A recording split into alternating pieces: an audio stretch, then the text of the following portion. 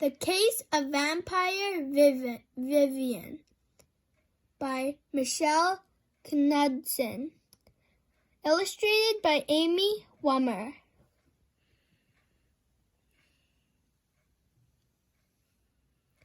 There was a new girl in Molly's class, a weird new girl. She had a thing about bats. She had bat stickers all over her notebooks, and she wore a bat t-shirt. She even had bat earrings. It was creepy.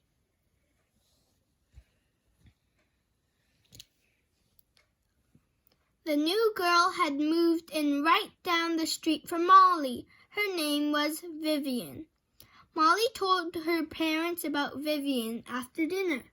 The other kids call her Vampire Vivian, she said. She's kind of scary. Molly's little sister Lisa dropped her dish towel. She's a vampire? She asked in a small voice. That's just what they call her, Molly said, because of the bats.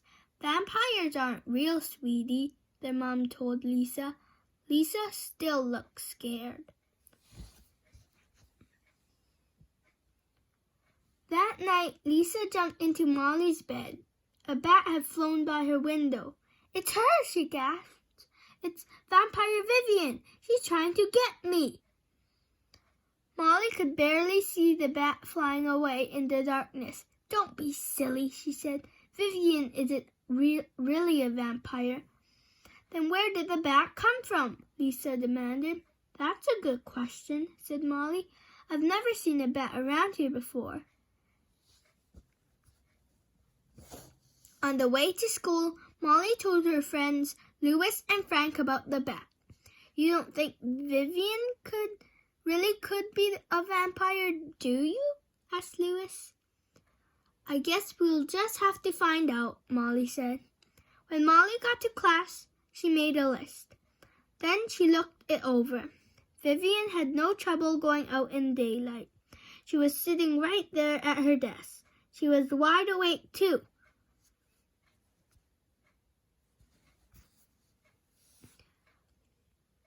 Molly showed her list to Louis and Frank. Vivian drinks milk, said Frank, and she has garlic mashed potatoes at lunch. But what about the bat Molly saw? Asked Louis. How else do you explain it? That evening, Molly waited. Sure enough, a bat flew by the window again. In fact, 3 bats flew by.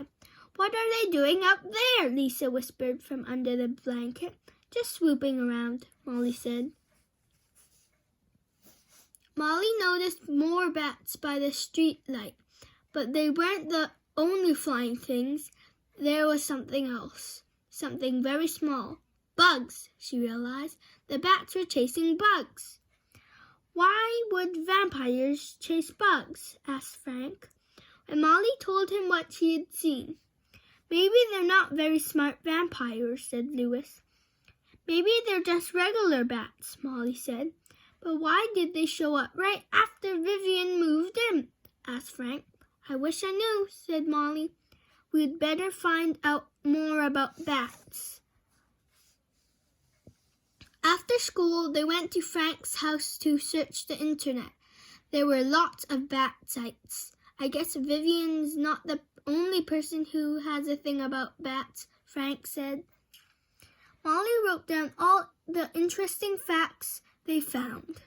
Frank printed out pictures. Louis kept everyone supplied with cookies and milk. Molly watched the sky as she walked home. It wasn't dark enough for the bats to be out. The weird thing was she almost wanted to see them. Bats weren't nearly as scary as she had thought. At lunch the next day, Louis took out some library books about bats. Molly set out her notes too. Suddenly, a shadow fell across the table. Molly looked up. Then she pointed Frank and Louis. They looked up too. It was Vampire Vivian. Hey, she said. I didn't know you guys were interested in bats too. Vivian was smiling. Somehow, she seemed less weird. Molly stammered. We're trying to find out why there are suddenly all these bats around my house. I can explain that, Vivian said. It's because of my bat house. Molly, Frank, and Louis stared at her. Your what? Frank asked finally. My bat house, said Vivian. It's a little house my mom and I built to attract bats. You mean you invited bats to come live near you? Asked Louis. On purpose? Vivian laughed. Why don't you come over after school and I'll show you? Molly nodded slowly. So did Frank and Louis. This was just too weird to pass up. I still don't get why people would want bats to live near them, said Louis on the way to Vivian's house. Because bats are so cool, Vivian said. Louis rolled his eyes. I meant normal people, he muttered. Vivian laughed. Well, for one thing, bats help get rid of pests like mosquitoes.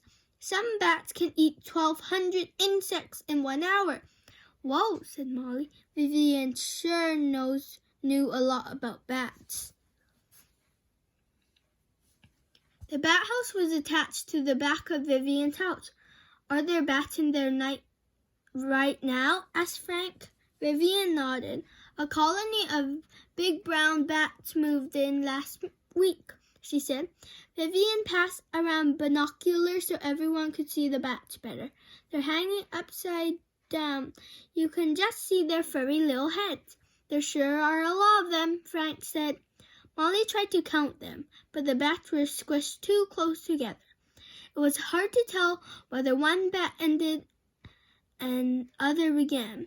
I wish I could see a big brown bat close up, she said. I have a great picture of one right here in my bat album, said Vivian. This is a great picture, Molly said. It makes me want to see some real live bats swooping around, said Louis. Me too, Frank said. Just stay until sunset, Vivian said. That's when the bats fly out of their house to hunt for food. Vivian's mom thought that was a great idea. Why don't you all stay for dinner too, she said. After dinner, they all watched as the bats came streaming out into the night sky. Even Louis had to admit that bats were pretty cool. A few days later, Vivian came to Molly's house for dinner.